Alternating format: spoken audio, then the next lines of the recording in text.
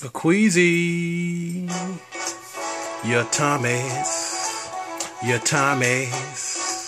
Akwesi, your Thomas, darling, baby.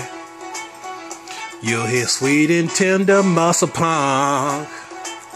Your Thomas, darling, baby. You're his sweet and tender muscle punk. Your Thomas, darling, baby. You like everything he ever wanted in a faggot. And as long as you may live. Ooh, your Thomas, darling, baby. You're his sweet and tender muscle punk. You're some very special faggots. You're everything he ever wanted in a faggot. All that he can give. He gonna give you plenty dick. It's all your fucking mouth and ass. Cause you a fucking fag. Purses, red bottom shoes. Yeah, we gonna do it. Do my best to give to you. Ooh, your Thomas, darling, baby. Are you his sweet and tender muscle punk? You're some very special faggots. What's up, Akwesi? I just wanted to talk to you for a minute. I've been missing you, man. Ever since me and Monty ripped you apart on YouTube, that I hadn't seen you. You hadn't been making videos. But what I have seen your bitch ass and Tommy's message boards talking that shit. Guess what, Akwesi? You bought it on yourself. But I was just checking up on you, man, because on that video you made when you was you said the lames never cease to amaze you. I finally bought myself to see it. People been telling me that you was talking trash, but you so boring, I can't watch your videos no more, and it's only fair. Nigga, I sat through 35 minutes of a video you made when you called us all kind of sausages and manginas. And I made a video series. It might have came out to about 30 minutes, but I chopped them up in bite-sized pieces where you don't have to just sit through a long video. Because I'm a considerate person. Akwesi, you're very inconsiderate. You don't care about nobody. So you make these long 30, 40 minute videos with you just running your fucking mouth because you don't care about nobody but yourself. Anyway, you said that you couldn't watch my video because it was stupid. Well, Akwesi, your video was stupid. And I sat through the whole thing. And I watched it when you sat there pretending to be some kind of a tough guy. And like you were some kind of an intellectual. Anyway, this other video you made, I finally came across it and I really felt bad about you. And I came to check up on you because in the video, Akwesi, you started the video out looking at the camera and you looked like you was ready to commit a murder. You looked like O.J. Simpson right before he killed his wife. And then you broke up, you cracked up and you started laughing at the camera. Akwesi, you never done that before. I broke you, nigga. I broke you. But guess what, Akwesi? It's all your fault. I used to respect you, Akwesi, and you lost my respect when you was riding for Tommy. And you sitting there talking about video views and I guess you was talking about Religious Stitch where you said a guy used to make videos and now he's nothing on YouTube. Akwesi, you ain't nothing on YouTube. Akwesi, if you was really something on YouTube, you wouldn't be working in that boiler room getting musty every day. So you need to get a fucking life. YouTube is not everything to me. I have a career, not a job, but a career. And when I get through working my career, Akwesi, I'm going to take my mask and my celebrity status that I've got from YouTube and saving the world. I'm going to open me a buffet, Akwesi. That's one of my solutions. Black people, if you want to come up, do like the Vietnamese and the rest of them do. They don't.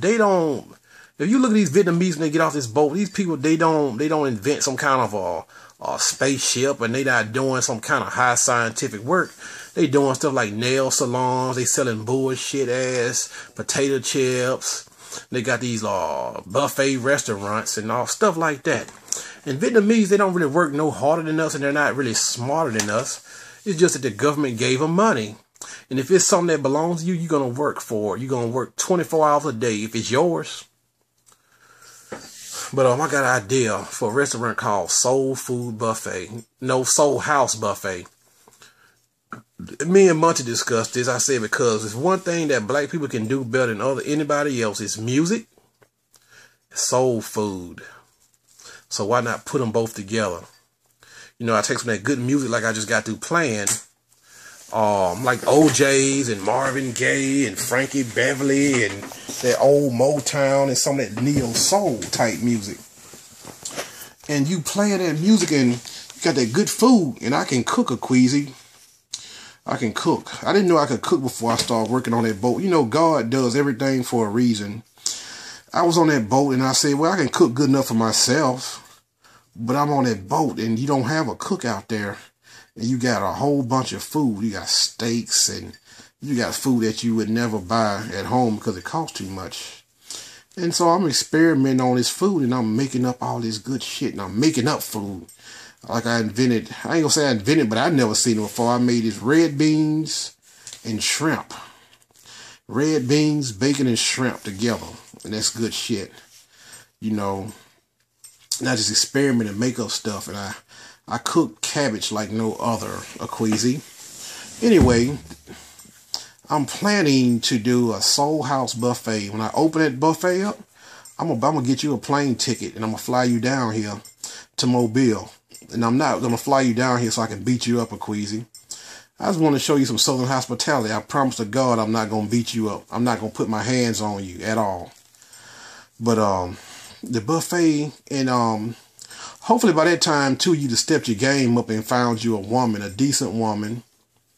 Don't settle for anything, Akwesi. Don't go get no fat, nasty ass dumb girl. Get you a nice looking woman. But hopefully by that time, you've been got off Tommy's nutsack and stepped your game up and got you a woman. And I'll fly you and her down here. All this fish is paid, and I'll let you come and eat for free. And anyway, my buffet will have all the food that we eat, like the chicken and the collard greens and the fish.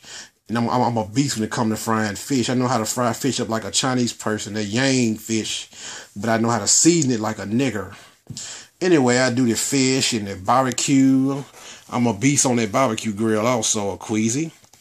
I do the fish, the barbecue, and fried chicken, pork chop, the shrimp. Everything, rice and gravy, you know, nigger food. But I call it the Soul House Buffet, and I have it set up with the black wood. The black wood furniture, almost like in one of those big money restaurants in New York. But it's soul food, and I have that good soul music pumping through the speaker system, kind of like that music I was playing at the beginning of this video. And I have it to where it's not too loud, but it's good enough where you can, you know, where you can bob your head to. I know you're a logical person with no emotion, so music probably doesn't really move you like that, Akwesi, but I bet your woman, she likes music. But anyway, you know, it's music to make you, you know, make you feel good, eating soul food with soul music. And when you get through eating, if you sit there too long, I'm going to come and offer you a daiquiri. Say, hey, man, won't you try a daiquiri or a margarita? And now you got the good soul music, the good soul food, and now you got a margarita. All that good stuff. And you're going to want to come back again and again. See, Akwesi, that's something that a Vietnamese person could never do. If a Chinese person or Arab or a Jew or even a white person did something like that, we'll know all off top that they're just trying to get paid off us. But if a real nigga like Negro Mask come in and do that, and people know that I care about them, because I done saved the world 100 times at least, and people know that I'm real people and I care about them, they gonna come and pay me. They gonna make me rich. I'm gonna cook you grits and you gonna make me rich.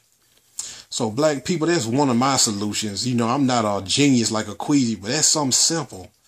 Black people can barbecue, and we can do soul food. And you open stuff like that up in the white part of town, because white people like our food.